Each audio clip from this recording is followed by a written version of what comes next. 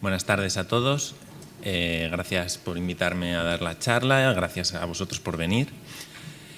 Voy a hablar de anatomía patológica, que es la especialidad que estoy haciendo. Para empezar, vamos a hablar de qué va la anatomía patológica.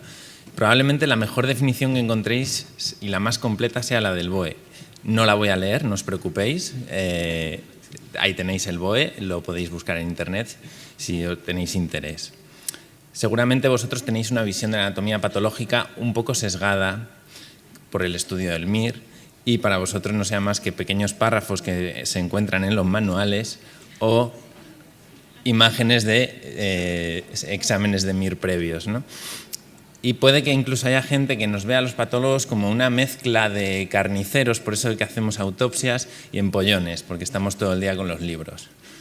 Bueno, voy a intentar dar una visión un poco más apropiada de la anatomía patológica y para ello voy a hablar de los tres pilares de la anatomía patológica, que son las autopsias, las biopsias y la citología.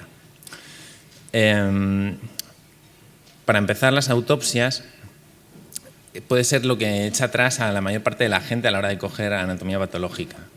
Las autopsias en anatomía patológica hay que entenderlas un poco como las guardias de puerta al principio de la residencia, porque además es lo primero que hacemos, es por donde se suele empezar la residencia y no le gusta a todo el mundo. Hay muchos patólogos a los que no les gusta, pero tienen un punto positivo. Sirven para empezar a contactar con la especialidad, te sirven para repasar la anatomía, repasar la histología y empezar a tomar contacto con las primeras patologías.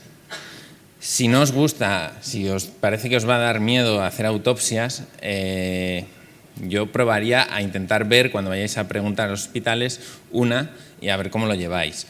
Pero no debe ser algo que os eche para atrás. Ya os digo que hay muchos patólogos a los que no les gusta hacer autopsias. Y además no es la parte fundamental del trabajo. La parte fundamental del trabajo es el manejo de las piezas quirúrgicas y de las biopsias. Probablemente vosotros lo que conocéis de anatomía patológica son las laminillas que se estudiaban en la carrera de hematoxilina eosina, pero hay un paso previo al manejo de las piezas quirúrgicas, que es el paso del tallado. Cuando te mandan una pieza de quirófano, esa pieza se fija en formol y entonces, una vez ya está fijada, va al patólogo y la talla. Esto quiere decir que el patólogo selecciona los cortes que va a estudiar luego al microscopio de la pieza. O sea, el patólogo tiene un contacto directo con lo que es la próstata, cuando han quitado la próstata, cuando han quitado un recto, pues el patólogo tiene el recto en sus manos y corta el tumor y selecciona ese corte de tumor para estudiarlo después al microscopio. Esos cortes luego se incluyen en parafina y hacen un corte microscópico y es la parte que conocéis probablemente, que es la del diagnóstico microscópico. La formación de anatomía patológica es fundamental que a la hora del diagnóstico microscópico vosotros os estudiéis por las tardes las biopsias que habéis tallado.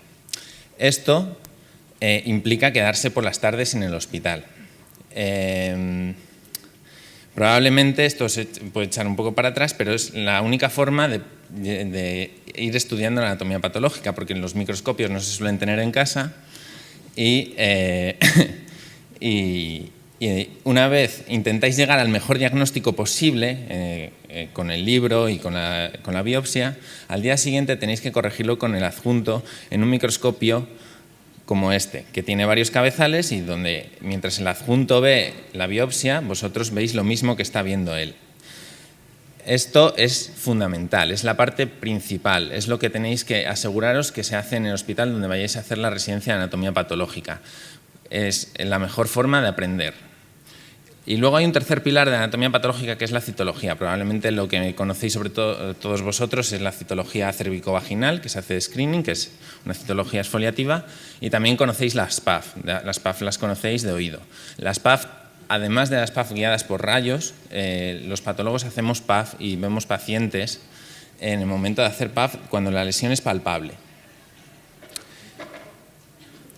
Y además de todo esto, que es lo principal de la anatomía patológica, los patólogos diagnosticamos biopsias intraoperatorias. Durante la residencia, tú simplemente vas progresivamente viendo las que van llegando y te vas adaptando. Son las biopsias que determinan si la cirugía, qué va a hacer el cirujano en el quirófano.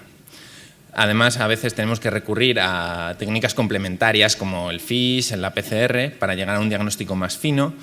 Y, por supuesto, al ser una especialidad transversal de la que depende muchas otras especialidades del hospital para llegar a sus diagnósticos, pues tenemos mucho contacto con otros especialistas. Esto nos permite formar parte de equipos multidisciplinares, formar parte de comités de tumores, etc. Lo que voy a decir ahora es lo más importante de la charla.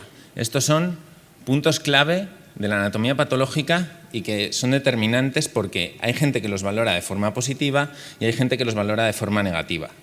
Si valoráis esto de forma negativa, no cojáis anatomía patológica. Si lo valoráis de forma positiva, probablemente sea una especialidad que está hecha para vosotros.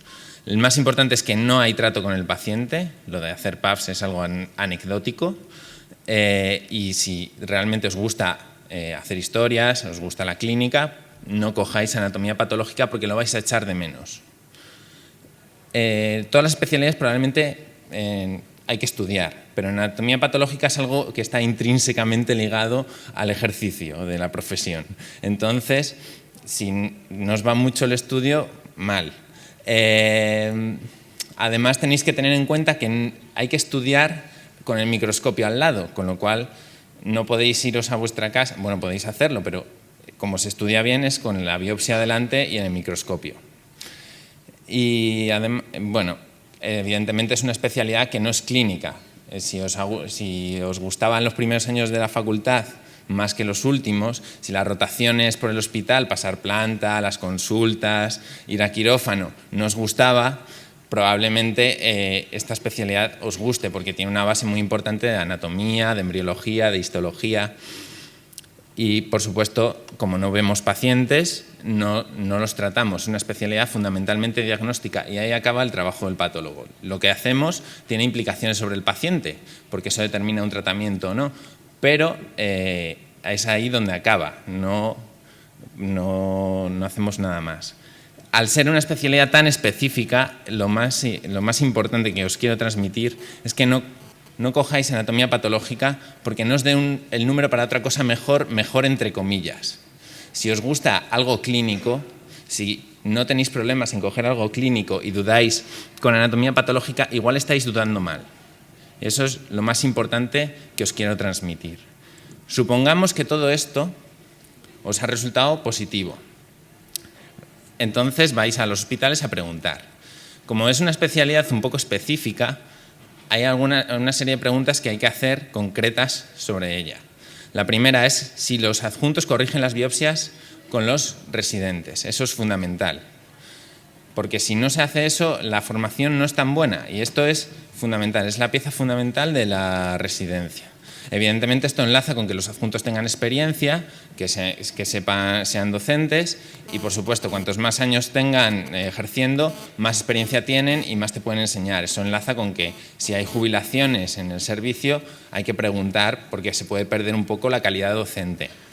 El tallado es importante, como he dicho, pero el tallado en algunos hospitales roba el peso al estudio al microscopio a los residentes porque los utilizan de mano de obra de tallado.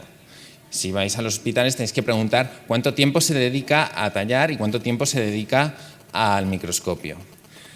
Y luego una cosa muy personal es que a mí me gustan más los hospitales grandes porque están divididos por secciones. Entonces la residencia está dividida por rotaciones por esas secciones. Sección de uropatología, sección de patología digestiva, etc. Eso en los hospitales pequeños no tiene esa división y probablemente y lo que se hace es que el residente ve un mix de biopsias de diversos órganos. A mí me gusta tener el estudio un poco más organizado, pero hay gente que se forma estupendamente en hospitales pequeños. Lo importante es que sean docentes. Las sesiones es el día a día del servicio y es importante que los residentes las valoren bien o no. Y sobre el salario, como nosotros no dormimos en el hospital, cosa que es algo positivo, por las tardes en los hospitales se tienen unos módulos de prolongación de jornada o en forma de guardias en los que te quedas por si llegan autopsias, por si hay que hacer intraoperatorias, etcétera, y se cobra un pequeño sobresueldo. Eso es importante preguntarlo porque varía de un hospital para otro. Y sobre las salidas laborales, supongo que ahora en todas las especialidades os estarán diciendo lo mismo, que la cosa está peor, que los contratos son peores. Yo de aquí a 4 años no sé cómo va a estar la cosa y lo que os recomiendo es que cuando cojáis la especialidad no la cojáis por las salidas laborales que tenga ahora, sino porque hagáis algo que realmente os gusta. La anatomía patológica es una especialidad que, si te gusta, te puede hacer muy feliz, pero si no te gusta, te va a amargar la vida. Y no es una especialidad a la que te acostumbres fácilmente. Y nada, para acabar, el ranking nacional de hospitales que hacemos aquí, yo, después de darle muchas vueltas, he cogido y lo he ordenado por el número de orden que se cogió el año pasado. Es una pequeña trampa que he hecho. Esto es para incitaros a preguntar en los hospitales, porque de cuando yo pregunté a ahora han cambiado un poco las cosas. Lo más importante ya lo he dicho, y los que mejor conozco son los de Madrid. Tradicionalmente La Paz y el 12 siempre han sido los más grandes y que tenían más tradición docente.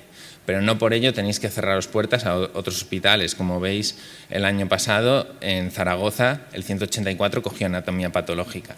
¿Vale? Y nada, yo quiero agradeceros por asistir y desearos que elijáis con un corazón. Muchas gracias.